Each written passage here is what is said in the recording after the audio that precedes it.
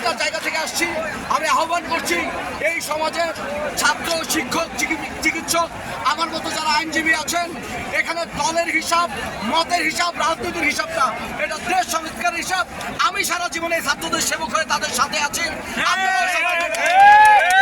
এখন এটা একটা গণ আন্দোলন। এই আন্দোলনের মধ্যে সব শিক্ষার্থীরা এখানে আছে। এখন এখানে সবাই সাধারণ শিক্ষার্থী। আমরা কোনোভাবেই কোনো রাজনৈতিক এজেন্ডা বাস্তবায়ন করার জন্য এখানে আসি নাই। আমরা আমাদের দাবি নিয়ে এখানে এসেছি। সেই জায়গা থেকে আমরা বলতে পারি আমরা এখানে যারা সবাই সাধারণ শিক্ষার্থী। আজকেও আমরা এখানে অবস্থান নিয়েছি এবং সবাইকে জানিয়ে দিয়েছি আমরা অহিংস আন্দোলনে বিশ্বাসী। আমরা কোনো সহিংস আন্দোলনে বিশ্বাসী না। আমরা কোথায় ভাঙচুর বা কারো প্রতি আক্রমণে বিশ্বাসী না।